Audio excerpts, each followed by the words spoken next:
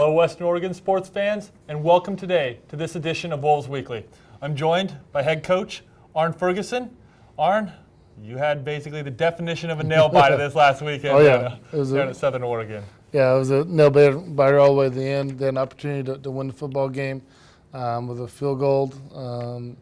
We called timeout, froze him a little bit, and he pulled it left. We had actually Caleb Singleton and DeMario Ballard in there as jumpers. Both those guys have great range as far as height, and so that was fortunate for us. Also feel real good about Kelly Morgan kicking a pretty good significant field goal about 4 minutes before that also.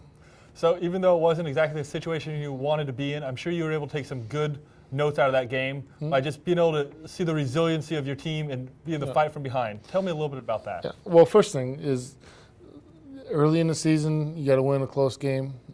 Things aren't always going to go your way, and late in the season, certainly later, you have to win a close game. We know that if you're going to be really good, those things have to happen. So our team was in a very close game and really behind majority of the game, and to really see them fight back and make plays, and really our special teams made 3 significant plays to get us into the football game and to get us up by 1 point. Playing Southern Oregon, even though we played them the last 10 times, we've won 10 straight. Down there, we know it's a dogfight and anything can happen down there, and it was. And good credit to also Southern Oregon, who played a very good football game. And the same Southern Oregon team you're talking about has a lot of experience in the GNAC. This year they've already played Simon Fraser. They were able to play Western Oregon, and then this coming weekend they go to Central Washington. So they're definitely not slackers at all. They've challenged themselves well. No. And the administration's trying to move up in Division II. They researched that, and last I heard, there's a 5 to 7 year plan that are moving towards that direction. We definitely hope that happens for football in Oregon. I know they're working on it. Talked to the AD about that, and they're trying. So we're not sure of the status on that, but for them to play the GNAC teams, it really helps us scheduling wise, but it also helps them become a much better football team as we've gone through that transition in the past when we used to play UC Davis's and those type of schools to get that from NAI to NCAA Division II.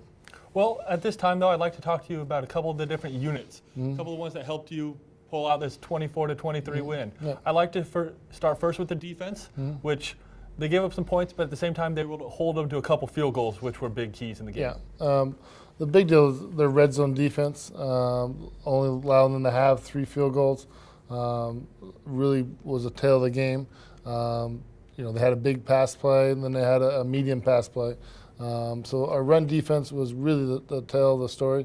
And Jared Vincent, 15 tackles, huge hit. Those who weren't down there, outside zone and knocks out the running back with just a great physical hit along with Bryce Pila. Was a very good football player.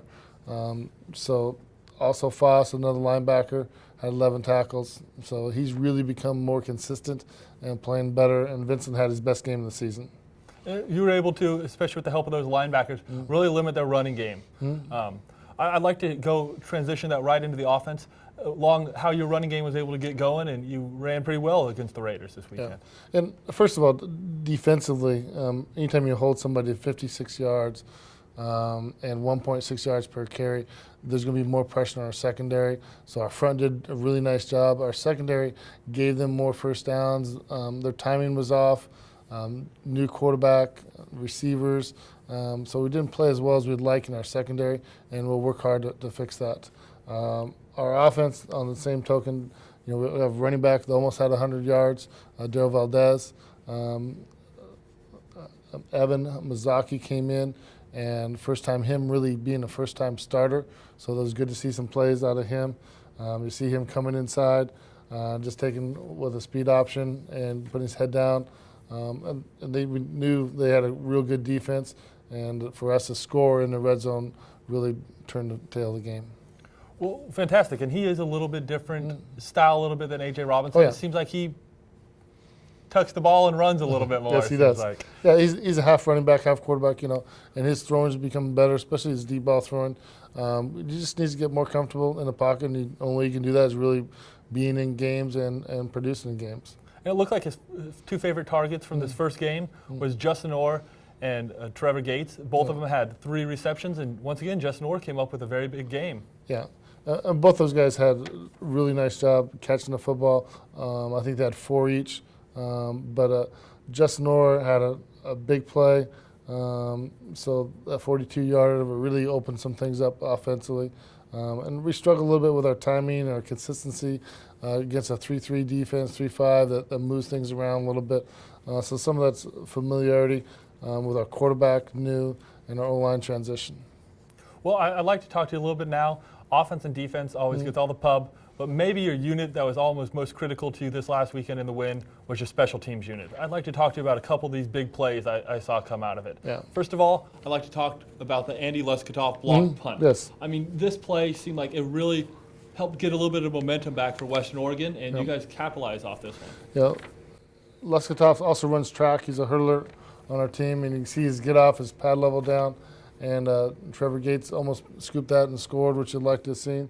But we weren't sure if they're going to block the outside guy or the inside guy. We had him pinned in good field position, obviously in the end zone, and really turned him loose, and you can see his acceleration there. What does it mean for you as a team when you can get those big dynamic plays on special teams? There's no question Matt Overton does a nice job with our special teams, but our special teams won this football game.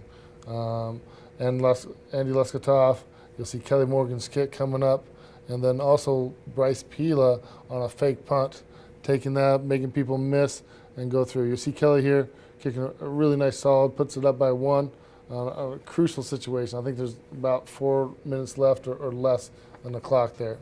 And then Bryce Pila took a punt and really had to adjust and make some people miss, and he gained 30 or 40 yards and put us in scoring position. And as you said, the Kelly Morgan one, that was your first lead of the entire game. That put you up 24-23 over halfway through the fourth quarter, and you're able to hold on for the win. I mean, and that is now his 3rd field goal of over 40 yards, I believe. Yes. So that has to be a nice weapon for you to know that you can rely on him. We know Kelly really is starting to strike the ball well. His aiming point, he missed one a little bit sooner than that early in the football game. And with plenty of distance, is just off to the right, just a little bit more of his alignment. So if we can get him lined up right, we really feel he's even good from 50 yards on. So. Well, after this last week, you played a non-conference game against Southern Oregon, but now we're back into Great Northwest Athletic Conference play. And you guys will be heading down to St. George, Utah to take on Dixie State. Yeah. Tell me a little bit about that team and what the Wolves are doing to prepare for them. Dixie State's an interesting team. They got a lot of talent. They're really big up front, both offense and defense. So that's a difference for us. I mean, they're really big, 320, 340, those type of players. The pace of the game is consistent. They always play well down there. We expect it's going to be a dogfight down there. And then, the timing of the game, it's just a different type of team with the plays they run, both offensive and defensively. So we're just going to take some time for us to adjust. But we need to play well, especially leading into the Battle of Seattle, which we're not looking forward to. We got to win this game on Saturday, and then a huge game at Quest Field. And as you mentioned, I don't want to go too much into it because coaches never look ahead. You got to teach your team to play one game at a time. But for all the Western Oregon fans out there, there's a great event coming up on October 16th. It's called the Battle in Seattle. Western Oregon will be facing against Central Washington in the showdown of the top teams in the GNAC annually. And just want to say that this is a great event for the alumni. There are still tickets available by the number you'll see coming up on the screen here pretty soon. And the school is doing a lot to promote this one. They're having buses go up. They're doing an alumni event beforehand in the Fox Sports Net Lounge and Quest Field. There's quite a few things. And to find out all this information, you can visit the website that's right now up on the screen, wuwolves.com. And to order tickets, call that same number, 838-8449. And it's just going to be a great event. Once again, we got it started last year with the first Battle in Seattle, and something we want to keep rolling because it's a great event for the school, but also for the football team. Yes, and it's going to be a nail-biter. We know that for sure, as it was last year. Well, fantastic. Well, we hope to see you all up at the Battle in Seattle, and as well as supporting the Western Oregon football team. So thank you all for joining us on this edition of Wolves Weekly.